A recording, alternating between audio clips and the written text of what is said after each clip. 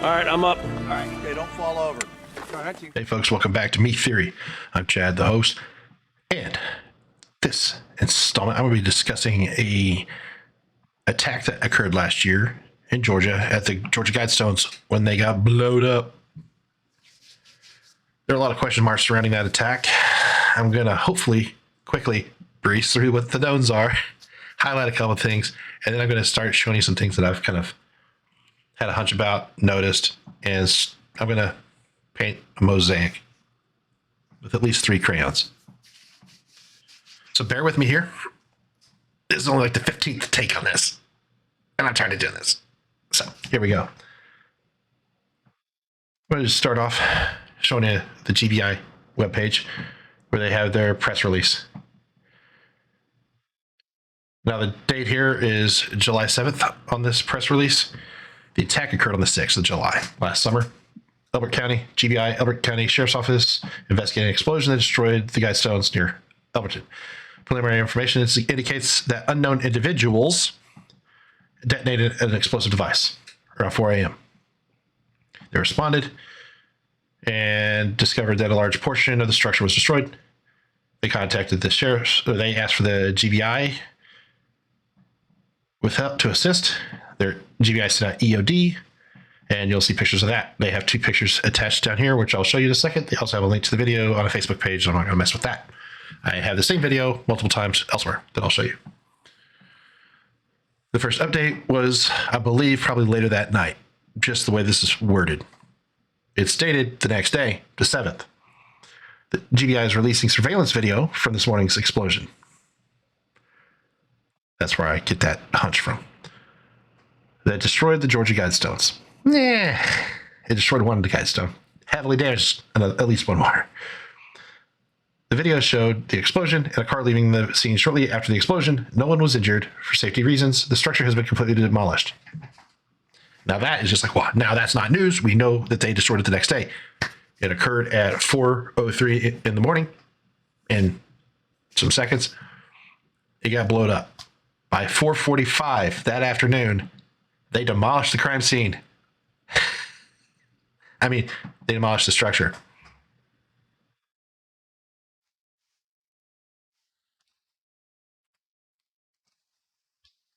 Wow. Now I have another article here pulled up. Georgia Guidestones bombing suspect faces minimum 20 years in prison. The DA, or the Northern Judicial Circuit, says a person who bombed it will face a minimum of 20 years. Parks White serves as the DA in Elberton, where the 42-year-old granite monument was destroyed Wednesday after someone planted an explosive device at the site overnight.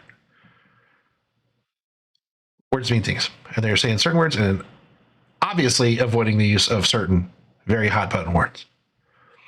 The monument, which was commissioned by anonymous donors and features cryptic messages, has been the fodder for conspiracy theories for decades. Just some innocent stones on a field. White said that regardless of how people feel about the monument, destroying a public historical landmark is a criminal act. I got it. I see that. And I agree that was a criminal act. Why did you destroy it within 12 hours? Public safety. It's in a field. Secure the scene. Detonating a massive explosive device capable of shattering granite, that's a tell. It's shattered. They use that word shattering. That points to high explosives. In an area surrounded by residences is a criminal act which placed many people in peril of serious injury. Now, looking at the overhead imagery of that area, yes, there are apparent residences, farmhouses. It's not a neighborhood. This is an ag area. It's surrounded by hayfield. Like, there is some buffer. Granted, I would not want a bomb that size going off anywhere near my home. That would suck.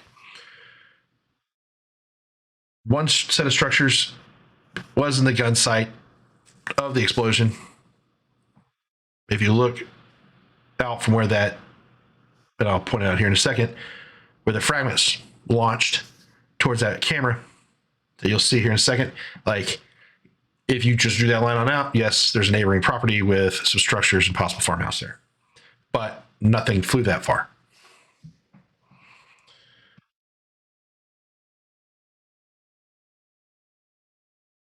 Now, there's some more interesting information here immediately after that statement about that I just read. White said that the monument was owned by the governing authority in Elbert County, and that any structure open to the public is considered a public building. There's a weird blending going on here because this is built by private donors. They did it all surreptitiously through a bank, right? There's plenty of documentaries on it. But now they're saying that this was like owned by the governing authority in the county. What's that mean? Now, and there's interviews with this dude from the Alberton Granite Authority or whatever, or group, some group that supposedly owns it.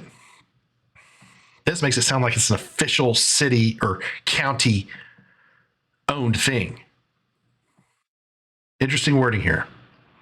They're right up to the line of making it sound like they blew up an actual taxpayer owned facility or site. And one more thing is the verbiage used here. They're avoiding certain keywords, specifically one that starts with T or DT.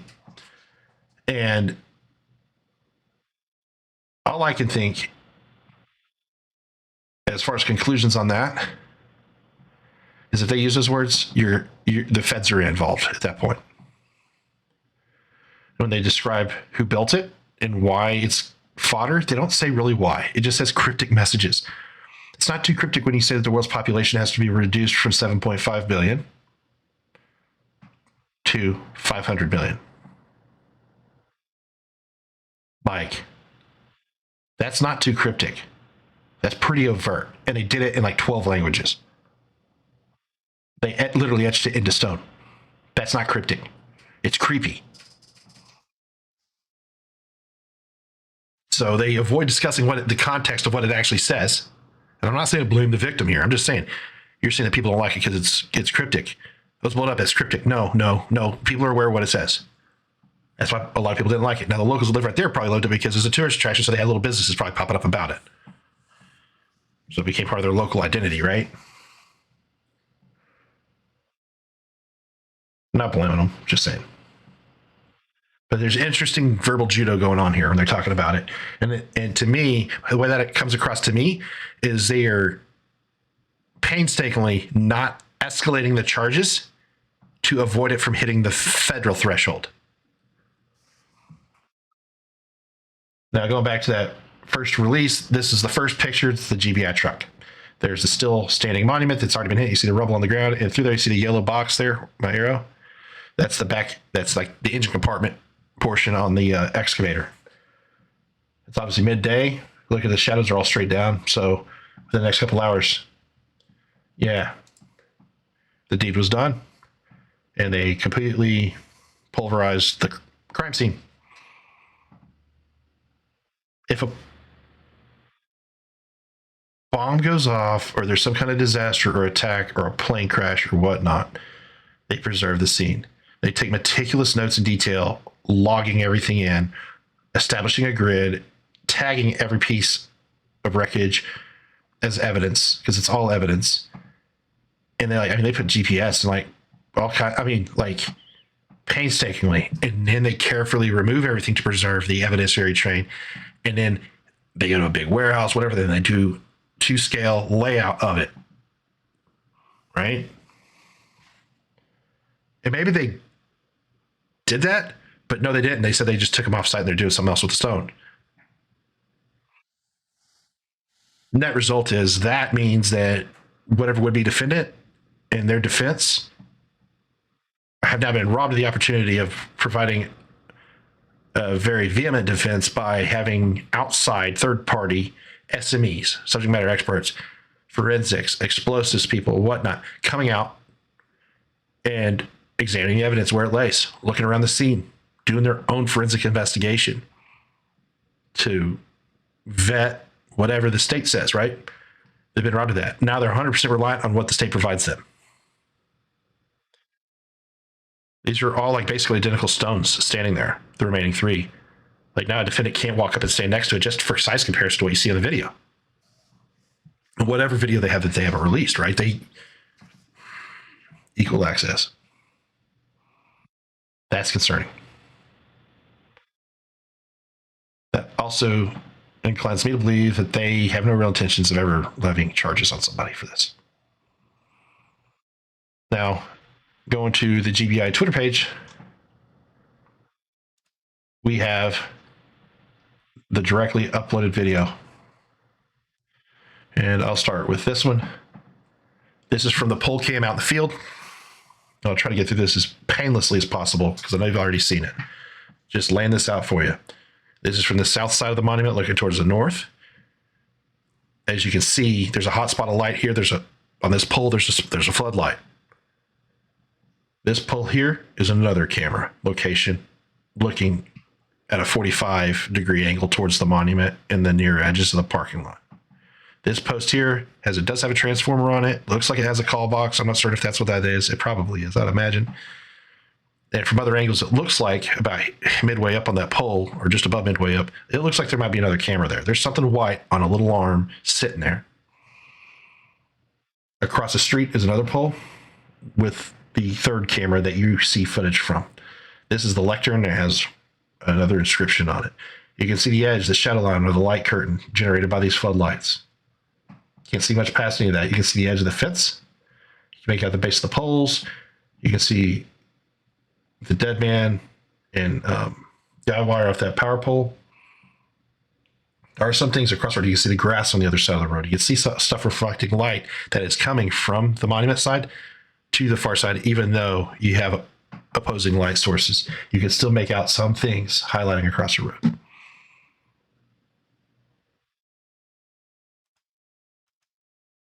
.403, 33 a.m. Boom, blast goes off. Got pieces peeling off weird angles, but a big column of it flying right towards the camera. You can see how the blast on the other side of the stone is boom and billowed up, right? The stone itself deflected blast away. Bottom half appears to have broken and just disintegrated. Looks like it blew out a big chunk in the center and cracked straight across the bottom and crumbled everything down to the ground level. And this is floating in free space. Here's the top edge of the stone. It's already dropped a couple feet. I mean, it's full collapse. But look how small the cloud is here on this side. That's because there's the fourth stone going directly away from the camera that's vectoring the blast away. And you'll see it from the other camera angle. There you see it. This stone directed it straight out, right? And you can make out that stone falling right here. Now, see how the blue hue of that cloud, that comes into effect. That has to do with the light, how the light refracts and deflects off of that debris in the cloud. The light source being with the camera or above the camera, throwing light at it, what's coming straight back at the camera is more white light, as you saw from that other point of view.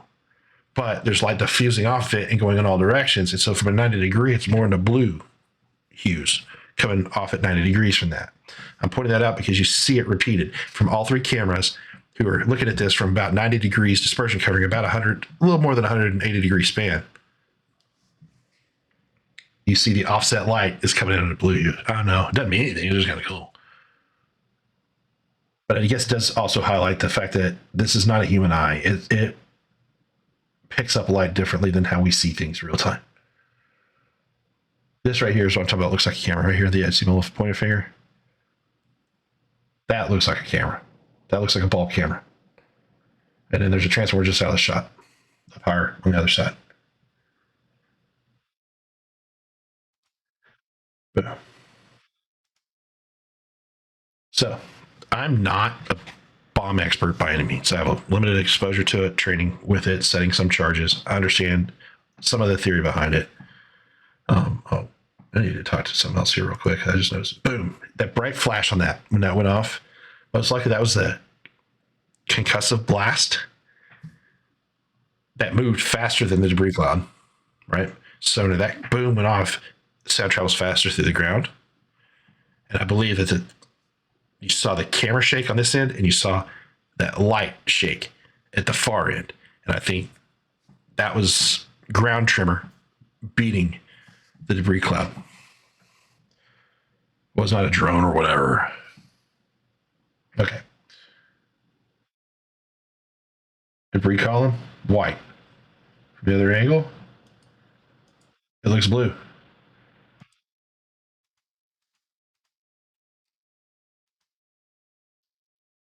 About it for that. You do have the timestamp 40337. Remember that. Get this thing to back out of that. Boom, there we go. Now, I'm going to go up to the next video. 40337, right? On that clip. So about 6 seconds apart from that blast. Look up here, you see the blue haze? Well, that camera and light source in the parking lot, we're 90 degrees off of that looking at it, and we're getting the blue spill off of that same cloud that you know is dirty white, right? Just how the camera perceives it. You can see some light breaking through these trees here, and on the ground, it looks a little light here. Just watch this area here as we hit rolling. Now, this is another 6 seconds after we last saw it. 6 seconds. See this shadow line across the road down to the field, right? Road parallels the main fence line.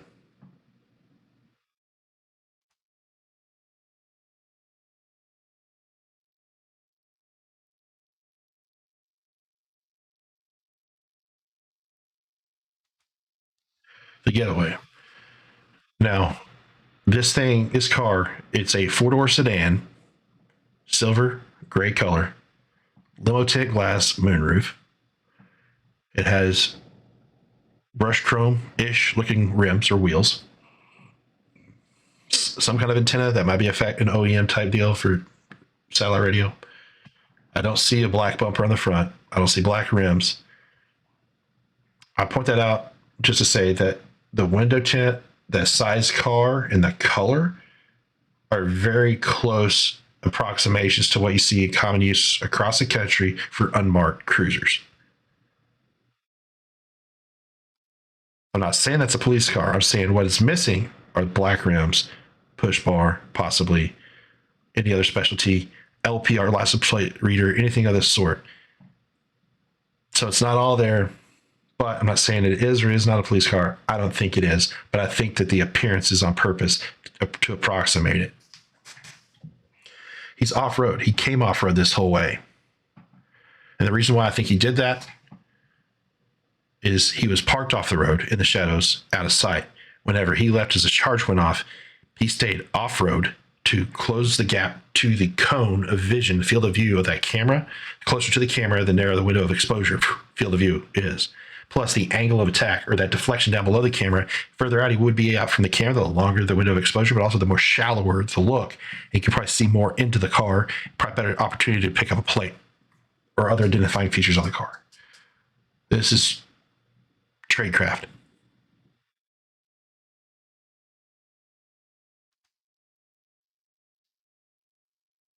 And you can see he's guiding the car up onto the road here. So he stayed off road till he got to the camera, then he got up on the road. Like, that was willful. He was already moving when the bomb went. Or he took off then. There's a 6 second difference. So that means he was already moving. He was 6 seconds past that. Moving quickly, but not so quick he spun out or got stuck. Right? So I highlighted all that. Okay. When I first saw this stuff, I was doing the same thing. I was like, oh, what's this? What's that? How would I hit it? Looking at the shadow lines, whatnot. Well, how would I approach that target as a raider? Well, I'm not going to come right up the front door. No way. I'm coming through most likely avenue of approach I would take would be the most covered and concealed route. Well, this is in the middle of a field. All right, now all I have working with me is light and away from public eye and away from observation, and use those to my benefit and not to my risk, right? And so my plan would be so I'm doing that last cover and concealment. You saw that light curtain I pointed out before. This whole field over here was dark, just a few feet past this fence. The light spill ended. You could walk right up to the edge of that light with no contrasting light behind you, no backlighting. You could walk right past people and they would not see you because their eyes were washed out. They can only really see within the bubbles, just like getting gas at a gas pump at night at a gas station. So I would utilize that field and that darkness to get to it. I would have the car parked away from everything to avoid those cameras as much as possible. And so this is what I have scratched out here. This was my idea. I said, hey, I'd be coming from this far corner of the field. I'd either come up across the fence up high and come straight in, or I would come down just down the fence line close to the road. Less risk of crossing up in those trees, maybe finding a game camera or something, and just get over the fence as quickly as possible. Find an easy place, like where the dead man's at, where the fence is nice and tight towards the end, or even hopefully find another point of access. And so what you have here, I have these green little hash marks.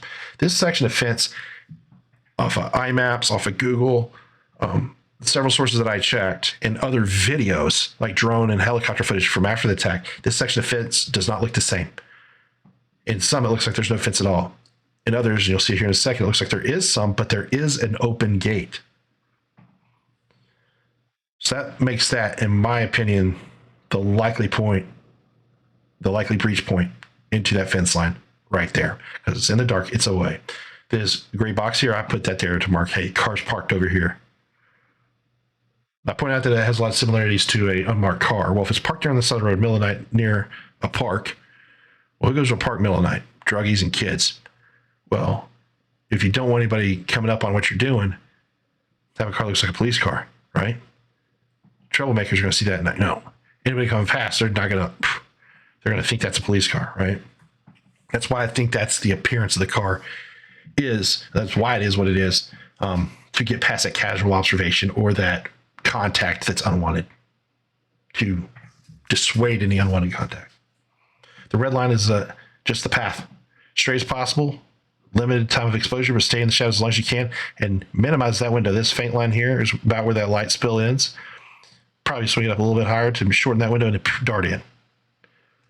And then retrace your steps on out, taking careful notice of where the cameras are at, not to look right at them, whatnot. The blue V down here, field of view for that camera. Whenever he left, he came out of these trees and then got up onto the road as he got past it. There's some thought put into that. Any of you that ever rolled houses in high school understand this stuff probably. Now, here's another overhead. From that pole camera, now this is inverted. North is not up on these maps. It's to the southwest. This pole camera, looking back towards it where the plume flew at the camera, the width of that monument creates a huge blind spot downrange from it. Just so happens to overlap where that point of ingress would be. If you go back and I was pointing out all this stuff, you could see if that car's parked up anywhere closer to where that tower was, if it was just sitting under that fat tree right there, it would have been reflecting light off those windows, off those shiny rims, off the side of the car. Even something would have given off some kind, might have been faint, but you would be able to pick up that car, and you can't. If he was sitting there and punched it when the bomb went off, he would have spun out. He had a rolling head of steam whenever he came into frame. He was already moving. This frame here, I did a little overlays. The yellow is for the blast pattern, both backblast and the debris path, debris field. The doo-doo brown portion is just rough location of where the plumes were at before they dissipated. Camera, and another one's out of frame below. Now, it'd be nice if we had more footage of things. Here's a great video from Law and Crime of the blast. There's no cops on the scene. I don't know who shot this video. Looks like it's a drone, but it might have been a helicopter. It's really zoomed in. You see the refresh rate, the ripples. So it's probably a helicopter just way off. As you see here, you see the blast damage. Nobody else is on site. Pay particular notice to the blast marks on the ground. This is the angle of the stone. So you have a 90-degree spray going backwards. This stone here directed that blast. And then through there, you got it. And the rubble pile sitting on the bomb site. Now up here, I'm going to back up a little bit to get back to it. Look at the fence here. It's really hard to see any fence here. Not obvious like everywhere else. You can faintly, it looks like there might be some chain link, but there's definitely a hole right there. At least a gate. Maybe that's where they get the mowers and the tractors in for hay in it, because they obviously dragged that field. Man, that looks like it's just pure dirt, man. They probably had footprints. I wonder if they even took time to look before driving heavy equipment through there. Now here we have a video clip that came out on the 8th. We got a suspect. Blob. And what's he do? I don't know. Let's see. He comes into frame right over in here, track along the same rough azimuth that somebody might have plotted a second ago. Straight across, he crosses between the lectern and the camera. And in here, you get some flashes of light on him. Like he gets a little bit lighter as he comes in here. You have all this varying light conditions in here. The tall geometric shapes, the different light sources all around. You do pick up some different colors on him. Looks like he might be wearing some lighter colored pants, maybe some jeans or something, maybe. I'm detecting a lot of blues. He's running through there along his legs. Like it's not like artifacting. It doesn't look like artifacting to me. He runs up. He's thick, like he's carrying something. Gets to the sun and bounces out. What else are we seeing here? We got the Twitter stuff up here. We got the shield. You can barely get to the top of the stone, right? No timestamp. Now this is from the parking lot. We know there's a timestamp on the parking lot, but we're not getting that. Not getting that. Sonny, man. That might be just a parking lot light, but that could be a camera. I'm not certain, but we don't see any footage from that. He just disappears at this point. Kind of interesting. Hard to tell, hard to tell. So he's running in there, boom, got this big old thing in his hands. So that's it, and he is scooting. Like, I mean, he's even more faint when he runs off because he's not carrying all this crap. Certainly would be nice if we saw more than that. Well, we'll let this play out because I think they actually show the blast. You see the difference. Boom. Okay, there's the ticker. Same camera. Now we see quite a bit of sky above that capstone, and we got the timestamp. Now, were they zooming in so we can see him better? They certainly showed a lot down here we didn't need to see. Why couldn't they have just cropped it off higher and kept the timestamp? Like, that's like withholding some information. It's very crucial to see what time he showed up to set the bomb, how long he was there. Did he make multiple trips? We don't know. I don't think he did. I think he took everything he needed in one go, if he was smart. But that was, I say, deceptive in how they show that footage without that timestamp. When you finally have the guy on the scene, we don't get a timestamp. Come on, dog. That's Bush League. So it would be really nice if we had better footage of the attacker. At least like night vision or something. I don't know. Or at least an enhanced image. Like, oh, like this. It's good to know people that have abilities to do this. See the blue pants? And you get some contrasting tones here. It looks like at his knee, you see might be a boot. It's darker down low, up over his ankle. Something on his knee. Something on his hip hanging down below his belt line. Pretty thick back and chest. Looks like his arm might have his sleeve rolled up slightly. I highlighted these features. He's carrying something big in his hands. He's leaning back because it's heavy as he's running. Now, to my eye, and to my confirmation bias, this looks like somebody in possible blue jeans or uniform pants wearing a pistol belt, duty rig with a drop holster. Not 3/4 drop, not like full leg panel, but just like a large pistol hanging low off a belt with some kind of armor carrier or maybe just a pack with his sleeves rolled up to his elbows because he's about to do some work. Now, I know this can be easily construed or called Snoopy in the clouds. Got it. But what if Snoopy is in the clouds? What if that cloud actually looks like Snoopy? I'm just saying. I mean, what if the cloud looks like Snoopy? Does the cloud look like Snoopy to you? Now, the circle around the shoulder portion, could that be artifacting? I think it is. But it's right over the shoulder. I mean, it's possible that could be like a shoulder patch too.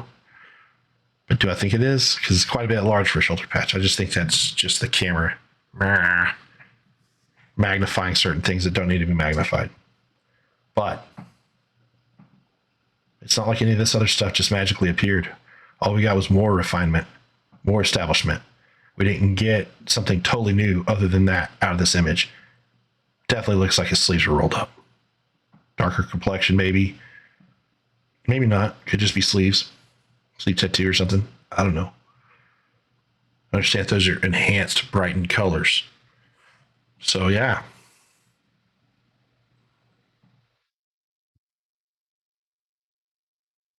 Do I think it's cop. I don't know who it is. I don't know. I don't think it's a cop because that car I saw, it does look a lot like a police cruiser, but I'm missing some details on there that I would expect to see on a cruiser.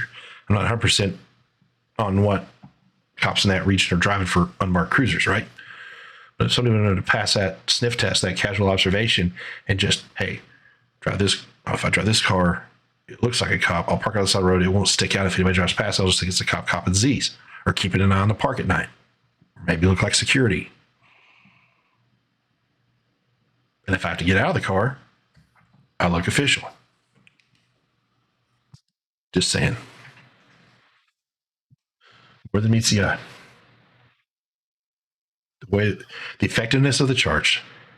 What I'm seeing with the charge as it detonated was not just some bumpkin shooting some tannerite. No way. The weirdest stuff about all this is how it's being talked about. The treatment of the crime scene immediately after within 12 hours. That's the stuff that the hell. The cui bono. Who wins in this? Who benefits by this? That's to be determined. To be determined. But I will say this. Those stones, they had things that were cryptic, yeah, but they clearly stated what needs to happen and that a lot of people aren't cool with, right? And there's a whole lot of stuff going on in the world that are in alignment with what those stones say. So in the dark of night, at the time for challenging, 4 a.m., somebody using cover and concealment in a vehicle that accomplished another possible purpose were able to surreptitiously approach that monument with minimal exposure to all the surveillance equipment, knowing where it was looking most likely, placing the charge and quickly getting out of there. The charge went off successfully, went off high order, and they conducted a quick, speedy exit from the scene while successfully avoiding the cameras. Now, could they have driven off the other way? Yeah, but I'm not familiar with that area. We could take a look at that map. I know there's a dog leg that swings more true north, but it would have taken them right past occupied dwellings. The way he went was towards the busier road. And you got a big boom. People are getting up, looking around, probably calling 911. They look around. Oh, I see a car speeding. Oh, that's a cop car. I mean, there's multiple aspects of why using a car that looks like a cop car would aid in their getaway.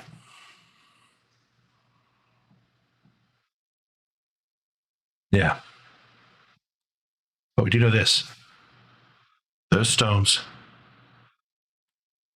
in like 12 languages said the same thing over and over. They had things literally etched into stone, what they believe. They made that thing a magnet for all kinds of crap. It was attacked with military precision and proficiency, utilizing explosives to destroy one stone in a grandiose manner. And then the remaining stones, 12 hours later, were just systematically and methodically knocked over and smashed by heavy machinery, by industrial equipment, and laid out for sport, for spectacle.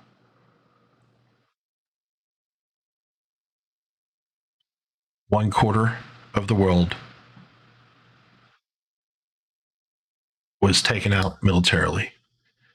The remaining three quarters systematically toppled and smashed for public spectacle. Is that the symbology that they're going for? Because they got our full attention. I know. What do y'all think? Not reading into it, but cui bono? What's the purpose? Why would they do that? Why would they do that? Why would they not be perp walking somebody immediately, at least a patsy? Why would they be using specific terminology not to pull feds in on this?